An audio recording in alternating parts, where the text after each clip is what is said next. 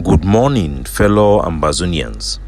Today na Sunday number 20 day for this month of August 2023. My name na Capo Daniel, una own countryman, sense past king, Mr. No Connie.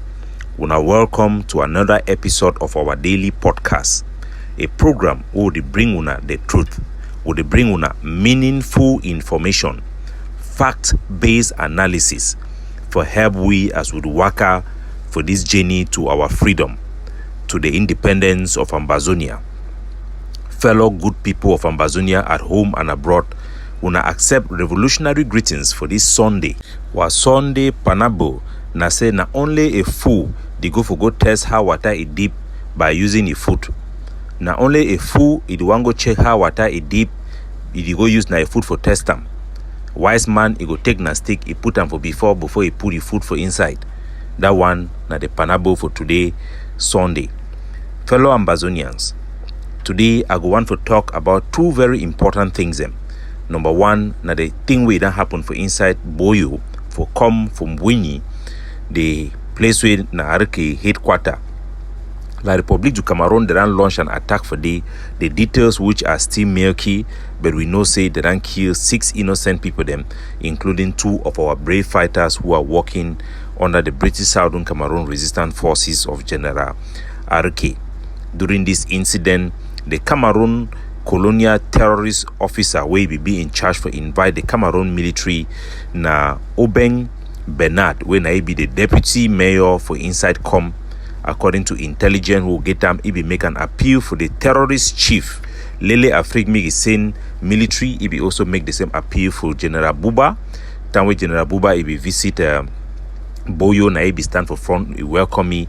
During the public address, he be appeal, say me, General Buba launch an operation for inside Anyajwa, for inside Muleng, for inside Mbweni, all our villages within the Com Kingdom and within the Boyo state. General Buba then launched this attack in coordination with Obang Bernard, and as a result, our brave forces them under RK, they arrest a lot of people after that incident for suspected of providing intelligence to the Cameroon terrorist military. Over 25 people were arrested according to information we are having from villagers. They were subsequently released, and 2 of those people were arrested, which is the elder brother of Okum Bernard, the terrorist and wanted blackleg, and one the younger son of the Fawn. The Fawn who used to live in that liberated area had a good relationship with us, but have been receiving pressure from these Cameroon terrorists to abandon liberated areas, not to legitimize the presence of Ambazonian forces, in favor to live in Yaoundé where they will take care of him. The Fawn have listened to those people, and he has left Boyo, and so his son, a young child, have also been arrested by our forces. They are accusing them that they have information for that they were the ones providing the direction to the Cameroon military, but I believe from my own intelligence within the forces, those forces who are talking to me and our population, that those are not true. If indeed evidence exists that the brother of Ogum Jenar, whose name is called Kenneth, have information that he coordinated the Cameroon military operations in Boyo, then I, Capo Daniel, I will request as a leader within our movement of the Ambazonian People's Advocative Right to prescribe the capital punishment for that individual for committing high treason.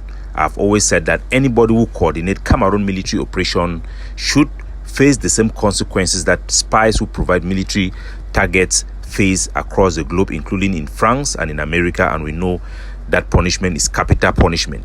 But I believe that this is just wrong. This is not true. These people are innocent people. Kennedy had always been in the village. Every village person have vouched that this is somebody who have rejected what his brother is doing, and he was living in peace. He has a family. I've sent messages to General Aruke. They have received those messages. They have not responded positively. And this is a public issue. And I will tell our people that if General Aruke, you don't release the brother of Kennedy, you don't release this child from the palace, what you would do is that you will create animosity and tension that is personally based within the village, that will enable Cameroon to do what they could not do to you and Ambazonia in the village of Mwenyi. Wait till una need for Nona say most of these Cameroon impostors, unelected officials, these enablers, they go back na back before Cameroon can attack because they need to first listen for them. When you take it personal, you make it now motivation for them to do what they could not do before. So I'm pleading with you, do not touch an innocent person. Release these individuals. They will not help you in any way. They will rather endanger your life, the life of your soldiers, and put Ambazonian stake in Bueni at risk. And you are very important for us. Despite the differences, we believe that it is for the interest of our country that you remain alive and that you hold that area for us. If you go ahead and you kill Kenneth and this child from the palace, or you hold them in a long duration that the people feel aggrieved, I can predict that things will not be well in Bueni for the next 1 month. People that could not give intelligence to La République du Cameroon will be prone. Every bad thing you do, every wrong thing you do have consequences, whether in the short term or in the long run. So my appeal is that those people should be released immediately, and let's focus to fight against the real enemy. It will help us when we focus on the real enemy, and people will be even willing to provide intelligence when they know that we are focused on fighting the real people who are engaged with the Cameroon terrorist occupation forces. Our harmony within the villages are very, very good. And I'll say this because of the negative reaction I've gotten from the British Southern Cameroon resistance forces. Remember that your relationship, General Aruke, is no longer cozy with General Gola, General Ni, and all the bigger forces that are very active in Bui. You could not participate in the 1st of October march past like you used to do. That gave us very big pride because you are a big figure in our struggle. There have been issues with people encouraging forces in Anyajwa to replace your leadership. That has not happened. You don't want to add any animosity when you will be on the wrong side. There is no justification of targeting the innocent people within our community simply because they have a blood relationship with a terrorist or a collaborator or an enabler. My advice for you, because you will not hear this advice from any other person, let those people go. Focus on fighting the enemy and you will succeed. There is no shortcut on getting to the enemy. You may feel that when you target their family member, you punish them. But remember that everybody have family. Remember that. So that is my appeal, and I'm making it public because it's a public issue. Tomorrow, if we hear that some unfortunate incident happened that stems off from this issue, people will not know where the things are coming from. But they say a stitch in time saves many. My fellow people of Ambazonia, today we will look into the issue of the liberation tax because it has been pushed forth by the Ague of Sea people, and we have to engage it. I always believe in engaging. We are not one of those people that they say you ignore people. When people push things in public space, we are obligated to engage it. Nobody should say that a topic or something belongs to any group. And this is a very important topic for me, and it's something that I endorse and I support 100%. The issue of the liberation tax, I know it is being pushed now because of lack of action. The Ague of Sea, after so many collection of money, they don't have anything to put forth, so they will push this issue. At least it gets the struggle going. There is no complaint about that. But this is what Ambazonians people should know. I designed this liberation tax. The first documents and everything carried my name for this reason. I had been pushing this liberation tax. If you don't know the background, you will not know the good things and the bad things and how we can make it perfect. When we were fighting in Bamenda, I was having problems from our people in Bamenda because you had the camp of the Tabenquifo, you have the camp of Batman. You had the camp of Lions of Mancon. You had the camps of Tanka, Alabukam, and all these forces. Alabukam was the one that was leaning towards ADF and was leaning towards ADF, and they were having all this camp. You have even Chomba camps from Pinyin. You had multiple people coming to Bamenda to collect money They will come and ask for support money from one store. So one store will pay support money to one person. The next day, somebody will come. It was the same thing that was happening in Bamenda. People will knock the house of one person. Another group will send another person. You want to see 7 kata, will send it. For you, will send it. So it was just too much. And I came up with this idea of this liberation tax, so that the way I was designing it was that you have all the groups involved, not just one group, and have a transparent manner, so that when one person pays, all the other camps will know that that person have paid and will respect that payment, irrespective of where that payment goes. And the money that comes out from these payments will be beneficiary to all the forces that are within that area, and the dominant force will take the initiative on distributing those money, because it's very important that you have transparency, and it's very important that you know the problem that the tax system is meant to resolve, so that those problem mechanisms must be put in place for those problems to be resolved. Because the way things are going now, when you are pushing a liberation tax because of publicity, you just want that the soldiers should support you, because I see it from the Ague of Sea as a desperate attempt to secure loyalty from the forces, especially the ones in Tanka. They want just to secure loyalty. So by giving them a blank check and telling them that you support them to go around and collect money, even without you knowing how much money is coming in or putting any mechanism, then you are going to feel, the soldiers are going to feel that you are supporting what they are doing. At the end of the day, are you matching the collection of money? Do you know money that have been collected previously? Do you know how much money have been collected already? Do you know who is paying, who is not paying? Of course you don't know. And you need to know if you have to advocate for something. If you are claiming that you are instituting something, then you must put in mechanism for accountability. In the diaspora, we have a wonderful system of accountability where everybody knows the treasurer. When everybody supply money, you can trace that money back, and it's always easy to account. It must be the same thing if we have to implement this tax system in ground zero. We must engage all the other forces. At the time when there were some projects going on in Bamenda, some big projects, I managed to bring the ADF, bring Foolish Man of Chomba, bring Bali, Grandpa for Bali, I think 4 main camps to come around and negotiate on those projects, so that the tax that will be taxed to those foreign companies will be equally distributed. And there is always a conflict, because the forces on the ground don't want the diasporan leadership to provide oversight. And without that oversight, the diaspora leadership must not provide legitimacy, otherwise it will be abused. Soldiers will be neutralized, their effectiveness. I have always said it, the killing instinct of our fighters and their fighting instinct have reduced because of some of these policies that soldiers are now focused only on collecting money, buying houses. There are forces that have even built hotels in ground one. So we must stop these excesses and make sure we do things the right way. This is the right thing. The tax is the right thing, but you must involve all the fighters. You must put in place mechanism. You cannot sell a legitimacy and a blank check without coming together with a full package. So that is my advice, and that is what I'm advocating that we must put in place.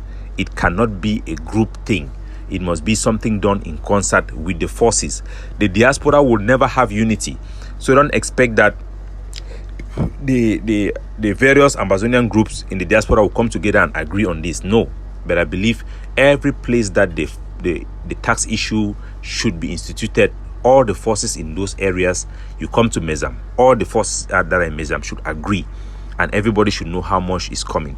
Tomorrow I may release an audio of some conversation about money that are floating in ground zero, so that people should be aware, because I believe the public space is the only guarantor and incentive to stop excesses and to encourage best practices within our liberation struggle. So I'll continue to use my bully pulpit and my strong voice to back these best practices. So I endorse the tax system both in the diaspora and in ground zero. But just like in the diaspora, we have to understand that people who contribute in the IG are already paying some sort of a tax, even though you do not have the name called liberation tax. How do you have a mechanism to verify if somebody have paid or not, and when will somebody verify?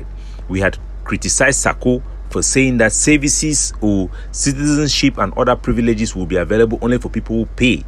What about people who don't pay? In countries, there are people who pay taxes and there are people who do not pay. Some people pay based on the amount of public goods they consume. Some they do not. In a struggle, people have different privileges. People who have stand in front have different privileges in case we win, and people who are supporting also have different privileges, and those things must all be put in account. It is always better that this thing is made global and made with some flexibility that people can pay according to their dispensation, rather than putting pressure on everybody and you create animosity and some people start to fight back because they think there is unfairness. The issue that I pushed this liberation tax, it came about when the Kamwata man was picked up, and I introduced the tax system. I used that opportunity to introduce the tax system because it has been resisted within the Ague of Sea. People had resisted it simply because somebody else brought it. They have always been considered like an IG person. And those type of group mentality where people think that, oh, this one is pro-IG, this one is pro other groups, this one is not just focused on our own partisanship. So you can't just trust people who are not partisan. Those things have to stop. And these are some of the reasons why I see Ayabacho like a devil. When they catch the Kamwata man, and I stood in front, I introduced the liberation tax and bailed that policy on that case. When Kamwata paid their liberation tax, I made sure that that money was used to buy weapons. I even took picture of the weapon that was sponsored by that money and sent back to that family to know that their money was not used for kidnapping, for ransom, that end up in some private pocket somewhere. What a lot of people do not understand is that Regina Mundi is like a mother to me. I grew up with Regina Mundi. Her house where she was living before she built her house in New Road, Baile, is just opposite our house. We grew up together. The first time I have a motor accident in my two going to school, CS Baile, she was the one who took me to hospital and treated me. We grew up like family. This woman is like my mother. When she was arrested by our soldiers, I ensured that she was transferred. She was brought into a safekeeping place, and I make sure that I was the one who judged her case. Make sure there was a trial, make sure we made political demands. I brought up all those things for the struggle of Ambazonia. I elevated our country. I did everything. I fought at my own personal risk. I have cut up communication with my family as a price for this our cause. It was my family who was attacked and the Ague of Sea, and Ayabacho knows that. Cameroon came to our compound, shoot bullets in the gate, broke the windows of cars in our compound, threatened my family, and my entire family have to run away. But I stayed there and I stood for my country. Mama Munde, she looked at me and she said, "Hey, Bobo, now you that Emma? Now you that Emma Bobo?" Because that's how they call me when I was growing up. Now you go help me. I said, "No, mommy. They don't hold you now because of this thing. They be done talk so you be here. Now your charge is this. They hold you for treason. And these are the things we have to do." I make sure that things went on the way it was. Even when secret services came in there to try and see things as the political exchange was going on, I stood the ground for this country. And today Ayabacho will send his deputy, somebody will work closely, to go out and call me Capo Daniel, La Republic agent, and even try to target my family, instigate attacks against that same family who he knows firsthand how they have suffered because I've abandoned them and because of what I'm doing for this struggle. It shows you how demons we have within our liberation struggle. This is just a digression. Anyway, my family, majority of them had to run away because of those things. Today, we went to Canada for 3 months. We debated something. I stood on the ground on something right from Canada. And it led to me to resign. The same person came out and said that you resign because you are now influenced by the Republic, or you are this and that, this and that. These are the reasons why we have destroyed this struggle. Lying, tagging innocent people. You don't make up for your own shortcoming by lying against other people. A responsible person takes responsibility for their shortcoming, their errors, and even their stance to defend it. Not lie about it. We have demonstrated a level of wickedness that we have not seen even in Pobia. We have. You are asking people to kill family members of people who have done nothing. And yet, you are thinking that you are fighting against Biya for doing what? What has Pobia done to us? Are you not doing the same thing? If we are fighting to free ourselves from Cameroon, and we quote that Cameroon is corrupt, and we are doing corruption within our struggle, tolerating targeted killing, assassination of people without justice, without forgiveness, we must repent. Everybody have made mistake. We have been engineered to push partisan agenda ahead of the country's agenda. When we realize ourselves, we must repent. The people who instigated the killing of General Mba Ivor, they want us to wash our hand and forget about it, but they don't want us to wash our hand to forget about Akum Julius, those who killed Akum Julius. Do you think that is how you are consistent in your principle? We defeat the purpose of this liberation struggle. We implode and we kill, we destroy, we defeat ourselves because La Republic cannot defeat us. If we love our country, if we love our people, if we are really fighting for them, we should stand on principle ahead of everything. Groups are important, but they don't trump principle, they don't trump national interest. Without much digression, I will say again, liberation tax is a good issue. It shouldn't be pushed forth because of political reasons to make up for lack of actions on the ground. It should be pushed with proper mechanism, proper consensus on the ground so that it will be effective. Providing a blank check to soldiers on the ground will only increase kidnapping for ransom and harassment and will neutralize further the action of forces on the ground. You will ask yourself, why are the ADF not carrying out actions that are proportional to the fundraising and the noise they make and the brand that they make? It is because when you push forth things like this for political reasons, the soldiers see between the lines and their effectiveness, their killing instincts are neutralized by such politics. Let's be patriotic.